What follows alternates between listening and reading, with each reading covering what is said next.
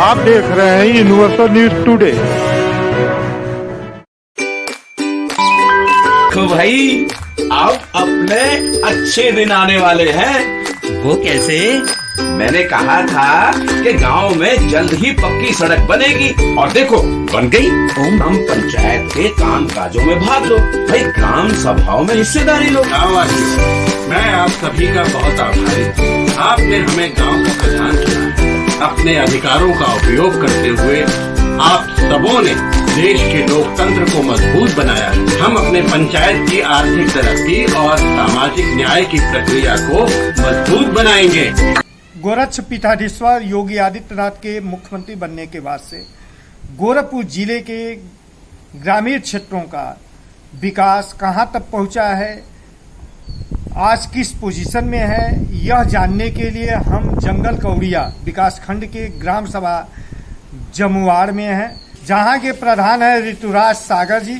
आइए हम इनसे जानते हैं कि शपथ ग्रहण के बाद से अब तक इन्होंने कौन कौन से विकास कार्य कराए, आगे इनके कौन कौन से कार्य प्रस्तावित है।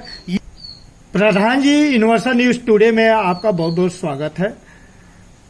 सबसे पहले हम यह जानना चाहेंगे कि शपथ ग्रहण के बाद से अब तक आपने कौन कौन से विकास कार्य करा दिए, उसके बाद आप यह बताएंगे कि आप वित्तीय वर्ष 2022-23 के लिए कुल कितने कार्य प्रस्तावित किए हैं, आपके ड्रीम क्या है। सबसे पहले मैं यूनिवर्सल प्रेस को धन्यवाद देना चाहता हूं। मैं अपने गांव में जब से मैं प्रधान पद पे हूं, लगभग 1 साल से ऊपर का समय हो चुका है, मैंने बहुत से ऐसे कार्य किए हैं जो लगभग 40 साल से अटका हुआ था। रास्तों को लेकर, पानी की निकासी को लेकर आपस में विवादें होती थी। तो हमारा सबसे पहले मुद्दा ये था कि जहाँ पे लोगों को आने जाने की काफ़ी दिक्कतें होती हैं, जहाँ बरसात में लोग पानी में घुस के आते जाते थे, पहले मैंने उन रास्तों को ही ठीक कराने का संकल्प लिया और उन रास्तों को कराया। और वहाँ पर कुछ ऐसे जगह हैं जहाँ पे बरसात के टाइम लोग 2-2 फीट गहरे पानी में घुस के आते जाते थे। वहाँ पे मैंने खड़ंजा के साथ साथ पानी निकासी के लिए नाली का भी कार्य कराया।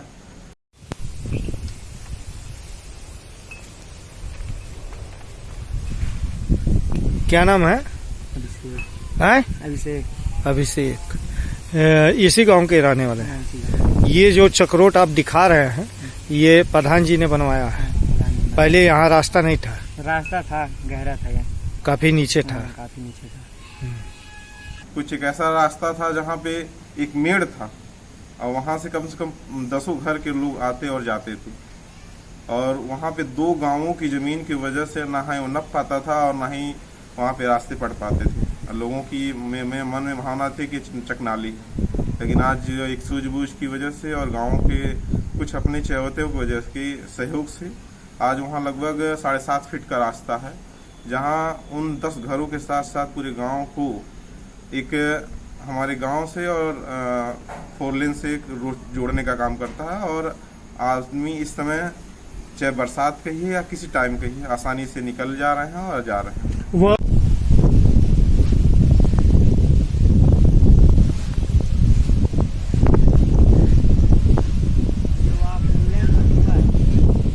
रोड जो है क्या कच्चा बना है या पक्का बना? नहीं, अभी तो वो रास्ता जो है अभी तो कच्चा बना है, क्योंकि कच्चा वहाँ बना पे है, यानी मनरेगा से आपने चक्रोट हुआ बनवाया। जी, मेड़ था और मेड़ से पहले हमने रास्ता बनवाया। तो इस कुल कितने चक्रोट आपने बनवा दिए, लगभग कितना लंबा? मनरेगा से अगर देखा जाए तो ऊपर मतलब 4 से 5 किलोमीटर के एरिया में मैंने रास्ते चक्रोट बंटवाए हुए हैं।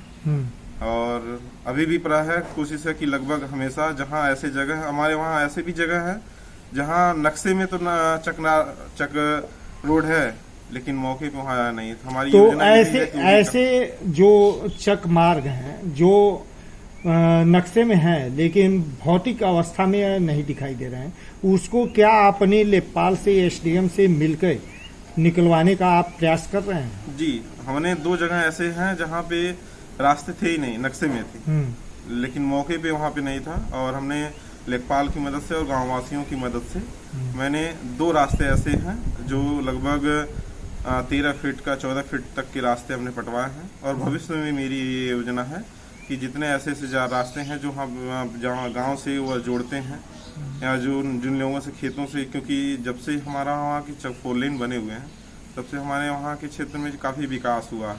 आपने खड़ंजा की बात किया, खड़ंजा कुल कितना आपने बनवा दिया? खड़ंजा मरम्मत का अगर देखा जाए तो लगभग 3 मरम्मत हमने कराया है। कितनी मीटर? और ये लगभग 300-350 मीटर का है टोटल। और ये नया भी हाँ, बनवाया है? नया भी मैंने करवाया है 2 खड़ंजा। हाँ। लगभग ये कोई 60 या 70 मीटर का होगा दोनों और मिला ये के? हाँ, दोनों खड़ंजा मरम्मत को भी देखा जाए तो अगर वहाँ मौके पे जाया जाए तो उन लोगों के हालात पूछा जाए जो उनसे सटे घर हैं तो ये देखा जाता था कि बरसात के टाइम में वह अगर उनको कहीं रिलेशन में जाना पड़ता था तो कपड़े अपना वैसे तौलिया लपेट के जो चले जाते थे, फिर जहाँ गांव के बाहर निकलते थे तब पैंट पहन के जाते थे। ये ऐसी सिचुएशन होती थी बरसात के टाइम। लेकिन आज ये है कि घर से अपनी गाड़ियों से लेके निकल जाते हैं और कोई दिक्कत नहीं होती। नए ईंट से खड़ंजे का मरम्मत। तो अभी आप जैसे बताए कि जल जमाव की आपके गांव में बड़ी समस्या थी, जी। उसके समाधान के लिए आपने नालियां बनवाए, तो कितना नाली आप बनवा दिए? नाली का काम लगभग हो गया है 300 से 400 मीटर का। छोटे छोटे यहाँ ये था अभी और भी बनने हैं? हमारे यहाँ और भी अभी बनने हैं। हाँ। और बनेंगे भी निश्चित रूप से। जल भराव कुछ इंटरलॉकिंग भी आपने कराया? नहीं, अभी तक इंटरलॉकिंग का काम नहीं हुआ है, लेकिन यह भविष्य में ऐसी होना योजनाएं हैं, हम लोग प्रस्ताव में हैं और जरूर कराएंगे। सीसी?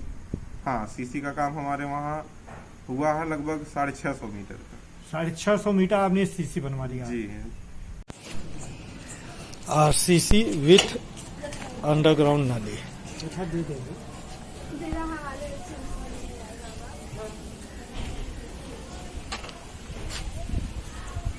और आप बता रहे थे 4 लेन से आपने जोड़ने का कार्य किया, तो वह एक मार्ग से आप जोड़े, क्या दूसरा कोई भी मार्ग है जो आपके 2 लेन से जोड़ता हो? हाँ, हमारे वहाँ उसको आपने बनवाया हो? हाँ, उसमें हमारे वहाँ एक गांव के ही सामने से ये 4 लेन पे गया हुआ है। लगभग 13-13.5 फीट का रास्ता है। अभी तो मैंने उस पर कच्ची मट्टी डलवाया है और लगभग यही नवंबर-दिसंबर में मैं उस पर इंटरलॉकिंग का काम कराने वाला हूँ। आपके यहाँ ताल पोखरे कितने हैं? ताल पोखरे हमारे 2 हैं।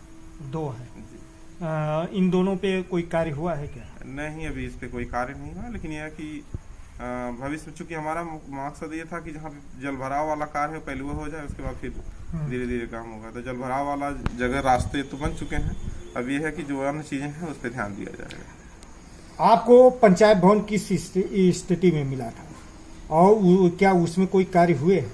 अब जब हम प्रधान पद पे हुए तो उस समय जो पंचायत भवन का कार्य था काफी जर्जर था और जैसा कि सरकार के द्वारा निर्देश दिया गया था कि सभी ग्राम पंचायतों को सचिवालय बनाने के लिए, उस उद्देश्य पे उस सोच पे मैंने अपने नेतृत्व में वहाँ पे कंप्यूटर सिस्टम के साथ साथ सीसीटीवी कैमरा से युक्त कर दिया है। अब लोग हमारे वहाँ सबसे कम से कम पैसे निकालने के लिए 5 किलोमीटर की दूरी तय करते थे, अब वह सारे लोग उनको दूरी नहीं तय करनी पड़ती है। ये आपके सचिवालय से भी काम? हमारे सचिवालय से सारा काम होता है। पैसे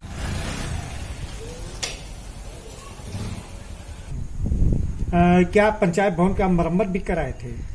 हाँ, उसमें कुछ शेष ऐसी चीजें थी जो नहीं हुआ था, तो मैंने उन चीजों पे कार्य किया। जैसे इलेक्ट्रिक सिस्टम वहाँ पे नहीं था और आगे सामने से बहुत उसमें पानी लग जाते थे, मिट्टी डाल के उस पे कराया। ये सारी विभिन्न चीजें। सामुदायिक शौचालय की क्या स्थिति थी? सामुदायिक शौचालय की स्थिति तो बना तो था बहुत अच्छा, लेकिन जो टंकी उनकी थी बनी हुई वह थोड़ी सी दिक्कत थी, क्योंकि नया नया बना हुआ था तो मट्टी बैठ जाने की वजह से थोड़ा सा बैठ गया। मैंने उस पर भी सुधार करवाया। अब वो वर्तमान में संपूर्ण रूप से सही। घर घर शौचालय भी कुछ बनवाए? हाँ, घर में मेरे अपने सप्ताहकाल में लगभग 10 लोगों को शौचालय मिल चुका है। और जैसे फेज 2 में आगे कुछ आवेदन आगे के अगर कुछ लोग हैं ऐसे हैं जिनके वहाँ छूट गए हैं किसी वजह से, अब जो भी हैं लगभग 10 या 4 या 5 की संज्ञा कर सकते हैं, क्योंकि कुछ लोग छूट गए हैं। तो अगर वह आते हमारे पास तो उनका जरूर बनेगा। PM से आवास? अभी तो पुराना ही रिकॉर्ड चल रहा है, अभी नए में कोई प्रस्ताव नहीं है। तो नए में जरूरत है आपके गांव को? हाँ, नए में हमारे वहाँ लगभग 30 से 40 परिवारों को सख्त जरूरत है और मैं कोशिश करूंगा कि उनको आवास मिले। आपके यहाँ कुल विद्यालय कितने हैं? हमारे वहाँ एक ही है, कंपोजिट विद्यालय है। तो कायाकल्प योजना के तहत जो है आपने विद्यालय में भी कोई कार्य कराया है? हाँ बिल्कुल, कायाकल्प के तहत 18 मानक थे। मैंने 18 मानक में 17 मानक लगभग पूर्ण कर चुके हैं। एक मानक मेरा छूटा हुआ है बाउंड्री वाल का, चूंकि विवादित था वो इस वजह से कार्य नहीं हो पाया। लेकिन ये है कि तो जिससे उस विवाद जो है उसके निस्तारण के लिए क्या आपने तहसील को संपर्क किया? चूंकि ये विवादित जो था वो न्यायालय में था, तो मैंने उचित समझा कि जिससे विवाद है उनसे बैठ के बात की जाए।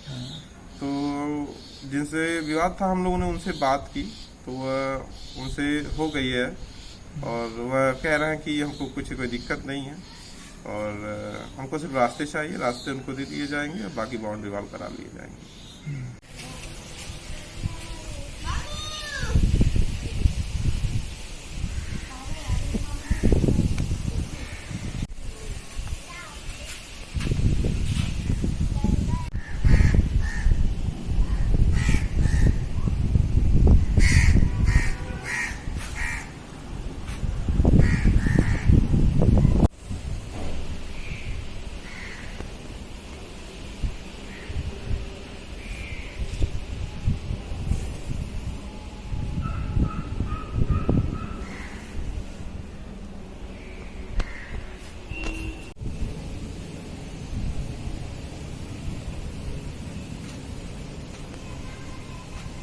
क्या आप अपने गांव में कुछ स्ट्रीट लाइट भी लगवाए?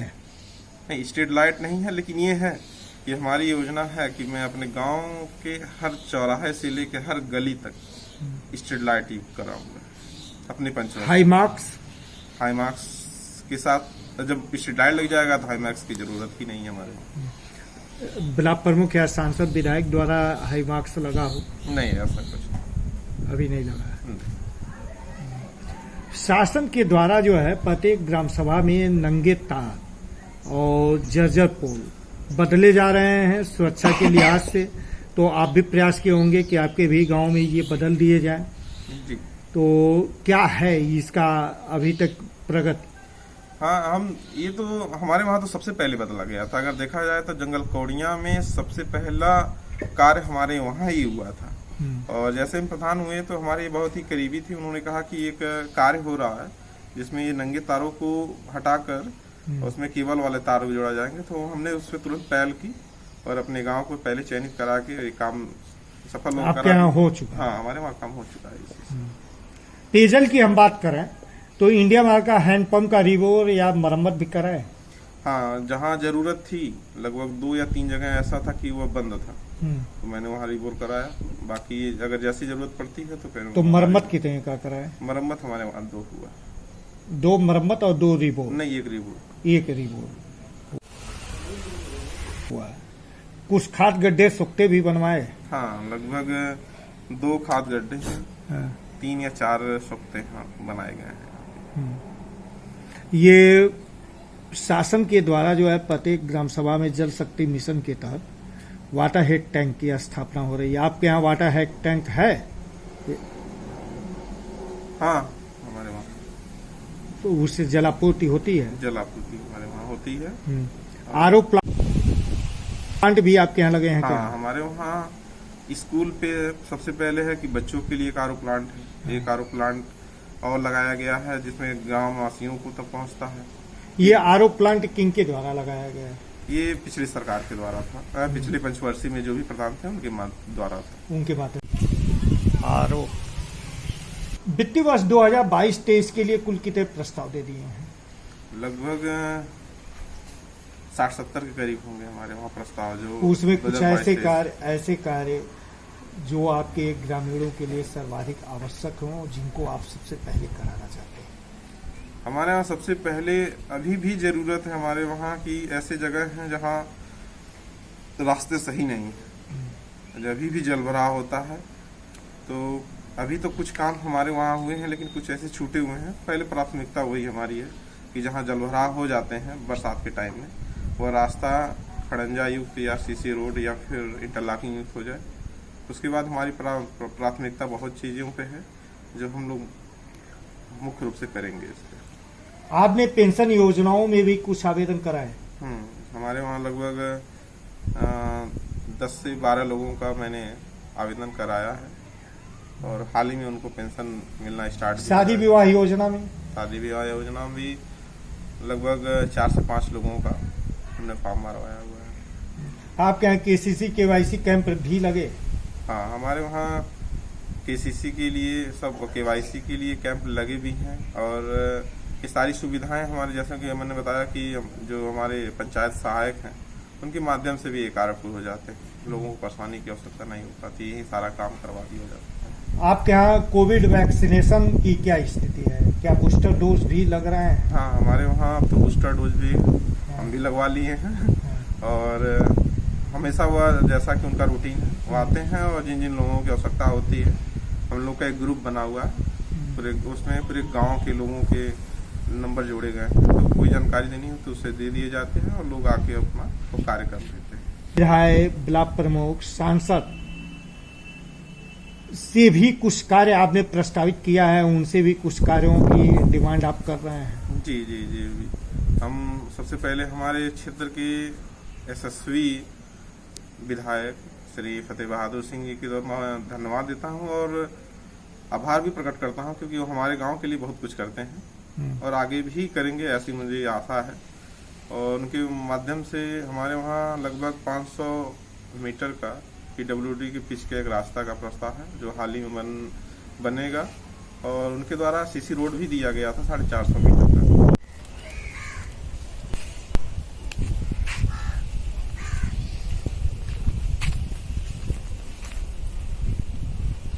तैयार है और एक और योजना हमारे वहाँ की है, सांसद निधि से मैं लेना चाहता हूँ कि एक CC रोड का काम हो जाए, जिससे हमारे वहाँ काली माता का जो मंदिर है वहाँ लोगों आने जाने में कोई कठिनाई ना। प्रमुख जी से भी कुछ?